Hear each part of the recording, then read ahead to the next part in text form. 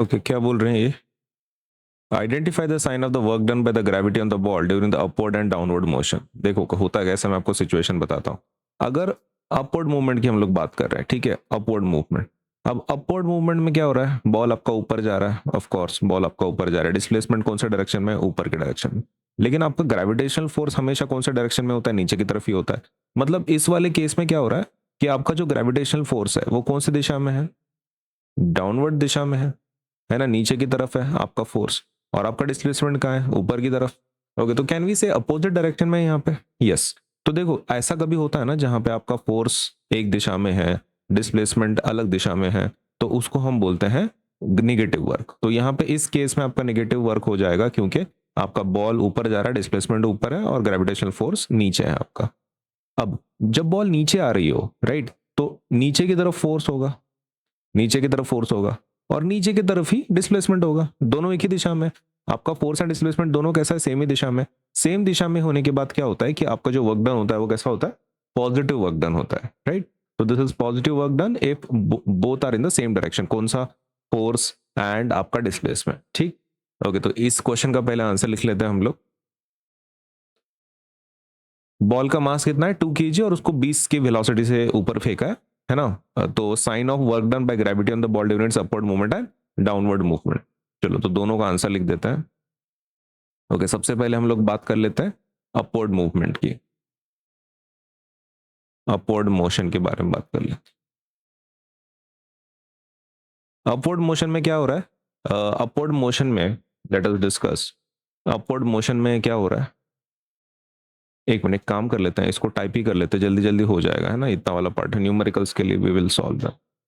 Okay, तो आपका जो पहला पार्ट है क्या है, अपवर्ड मोशन ना।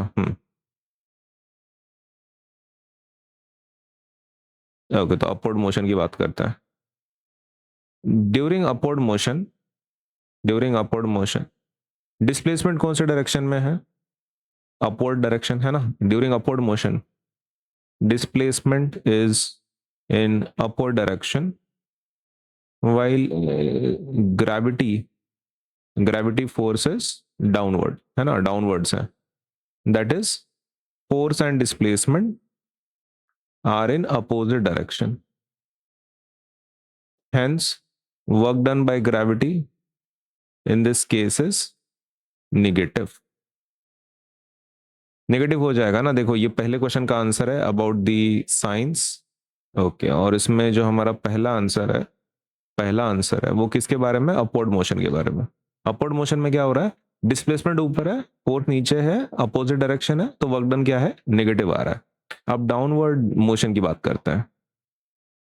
अब डाउनवर्ड मोशन में क्या हो रहा है, ड्यूरिंग डाउनवर्ड मोशन डिस्प्लेसमेंट कैसा है, डिस्प्लेसमेंट नीचे की तरफ ही है, बॉल नीचे आ रही है, right.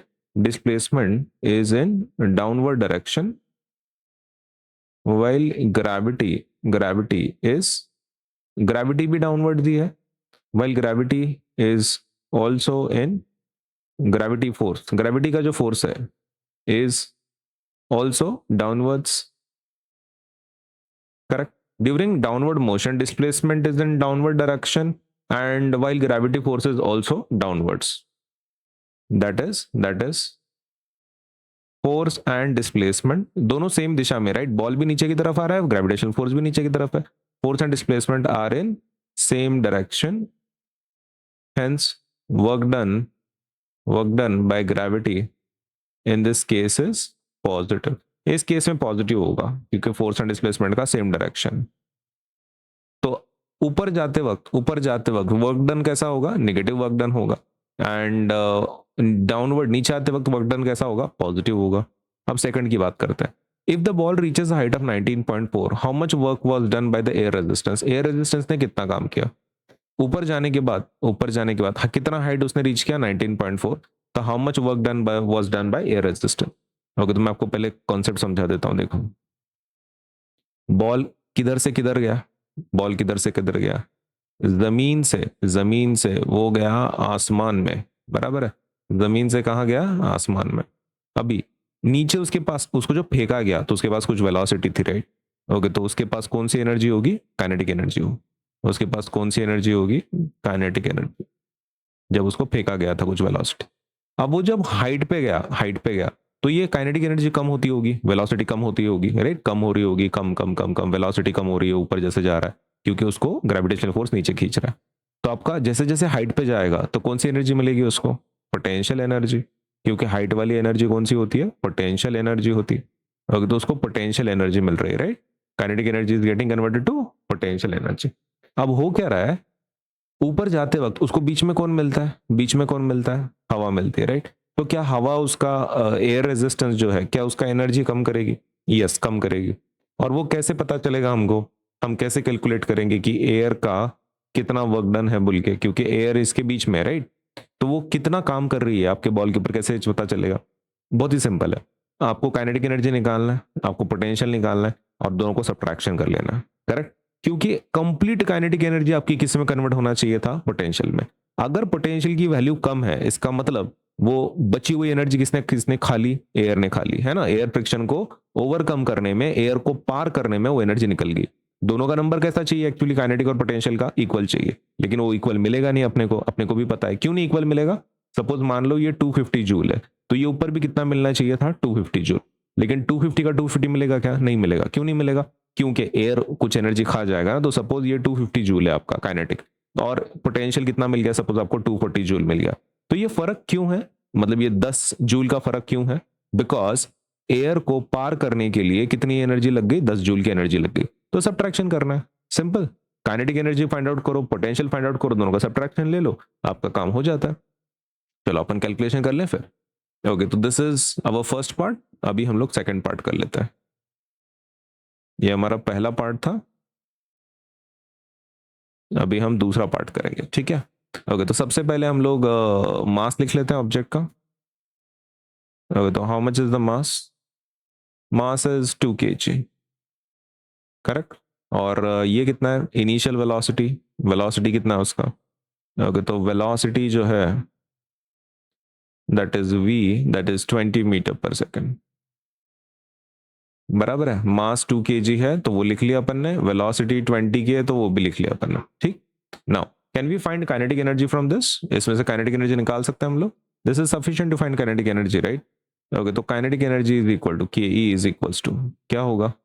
Half m v square. Okay, तो हाफ मास की वैल्यू कितनी है? 2 kg, और वेलोसिटी कितना है? 20 का square. Okay, 2 and 2 cancel, 2 and 2 cancel, तो 20 का स्क्वायर आ रहा है। 20 का स्क्वायर कितना होता है? 400। ओके, तो 400 जूल आपका क्या आ गया?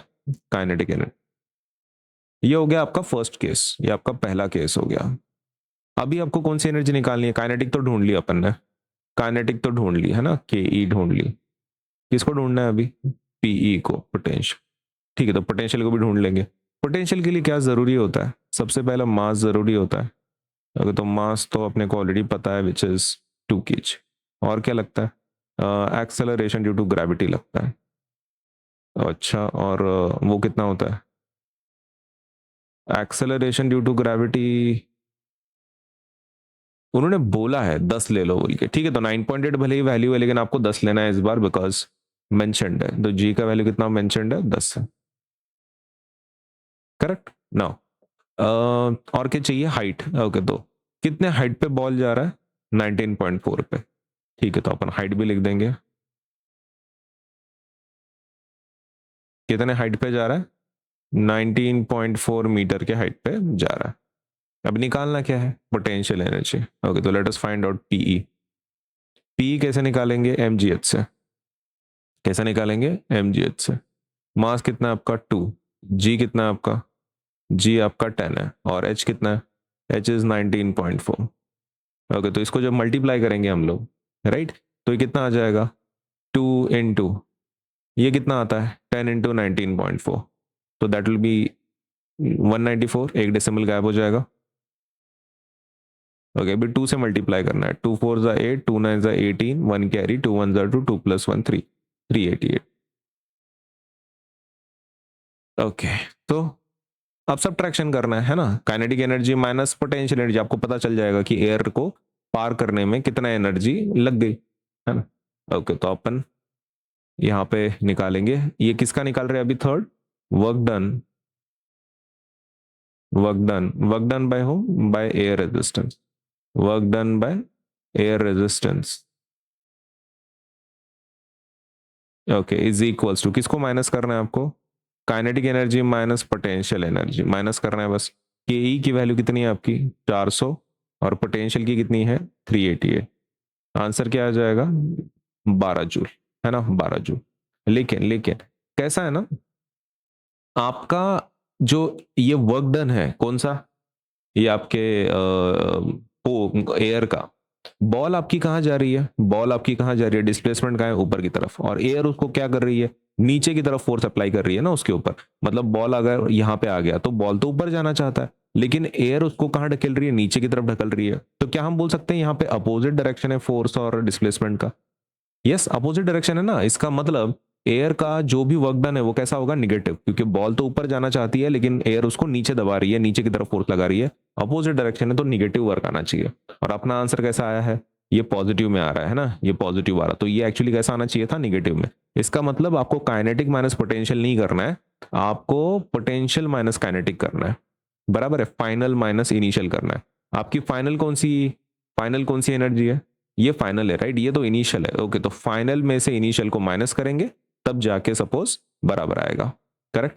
ये तो आपका फाइनल काइनेटिक एनर्जी, आपका फाइनल एनर्जी है ये, और ये आपका इनिशियल एनर्जी है, ओके, तो फाइनल माइनस इनिशियल करेंगे ना भाई, ओके, तो पीई माइनस के ई करेंगे फिर बराबर आएगा, ओके, तो पीई माइनस के ई, कितना है पीई तुम्हारा 388, और कितना के ई है तुम्हारा 400, माइनस करो कितना आता है -12 जूल, ओके, तो is that your answer then -12 joule, yes that is your final answer, work done by air resistance. तो ये समझ में आ गया, साइंस आप लिख देना, ऊपर जाते वक्त वर्क डन इज नेगेटिव क्योंकि फोर्स आपका नीचे की तरफ है और डिस्प्लेसमेंट ऊपर की तरफ है।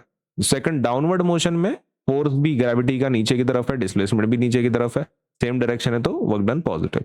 बाकी रही बात वो एयर रेजिस्टेंस कैसे निकालना है, तो पहले काइनेटिक एनर्जी फिर पोटेंशियल, फिर दोनों को क्या करो माइनस करो। काइनेटिक कहाँ पे निकालनी है आपको, नीचे जमीन पे जब बॉल फेंक रहे थे आप, और पोटेंशियल कहाँ निकालनी है जब वो हाइट पे रीच हो जाए।